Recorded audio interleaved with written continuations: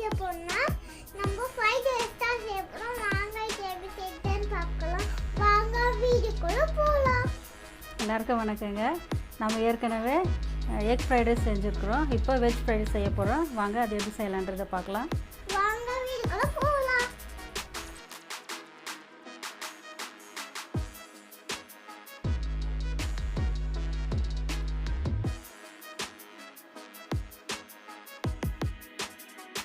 இப்போது நான் 3 கலர் விதமான கேப்சிகம் எடுத்திருக்காங்க.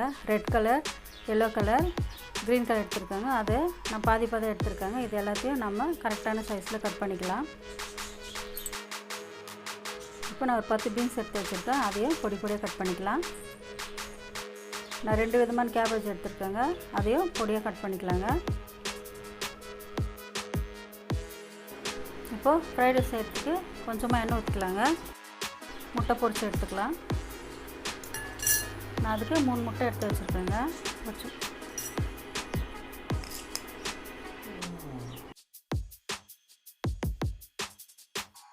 இப்போ முட்டை உடச்சி ஊற்றியாச்சுங்க. மிக்ஸ் பண்ணிக்கலாம். இந்த எண்ணெயிலேயே முட்டை நல்லா பொரியணுங்க. நம்ம பொரிச்சு தனியாக எடுத்துக்கலாம்.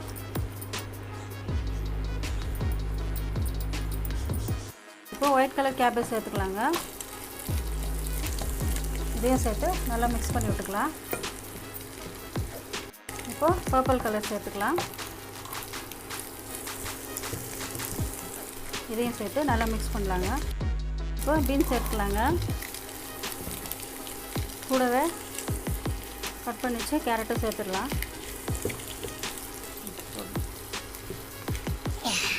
இதெல்லாம் சேர்த்து நல்லா மிக்ஸ் பண்ணி கொஞ்ச நேரம் வதங்கிடலாங்க.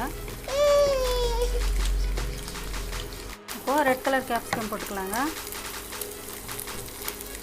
இப்போ க்ரீன் போட்டுக்கலாம். இப்போ எல்லோ கலரும் சேர்த்துடலாம். எல்லோ கலர் காயெல்லாம் ரொம்ப வேக விட்டுறாதீங்க. ஒரு 1/4 பாகம் வெந்தால் போதும். அப்போ தான் ஃப்ரைட் ரைஸ் நல்லாயிருக்கும். இப்போது இந்த வெஜிடபிள் தேவையானாலும் உப்பு சேர்த்துக்கலாங்க.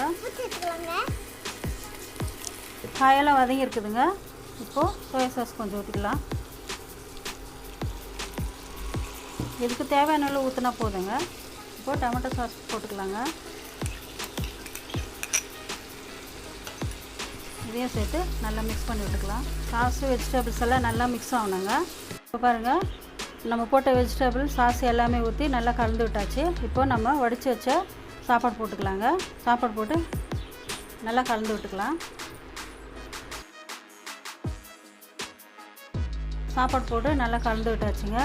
எப்போவுமே சாப்பாடை விட வெஜிடபிள் எல்லாம் அதிகமாக இருக்கணுங்க. அப்போ தான் ஃப்ரைட் ரைஸ் ரொம்ப நல்லா டேஸ்ட்டாக இருக்கும். இப்போ நம்ம கொஞ்சம் 1 ஸ்பூன் மிளகுத்தூள் போட்டுக்கலாங்க. கொஞ்சம் மிளகாத்தூள் போட்டுடலாம். கொஞ்சம் கரம் மசாலா போட்டுக்கலாங்க. இதையும் சேர்த்து நல்லா கலந்து விட்டுக்கலாம்.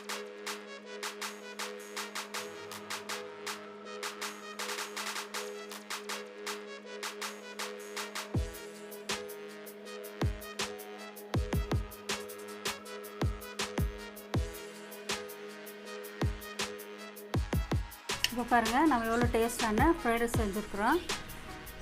இப்போ இருக்கிற கிளைமேட்டுக்கு இதே மாதிரி டேஸ்ட்டாகவும் சுவையாகவும் செஞ்சு சாப்பிட்டு பார்த்துட்டு எப்படி இருந்துச்சுன்னு கமெண்ட்டில் சொல்லுங்கள். இப்போ எங்கள் பாப்பா கூட்டுறேங்க. எப்படி இருக்குங்க? நல்லா இருக்கா? இந்த வீடியோ பிடிச்சிருந்தா லைக் பண்ணுங்கள், ஷேர் பண்ணுங்கள், கமெண்ட் பண்ணுங்கள். மறக்காமல் சப்ஸ்கிரைப் பண்ணிடுங்க. நன்றி, வணக்கம்.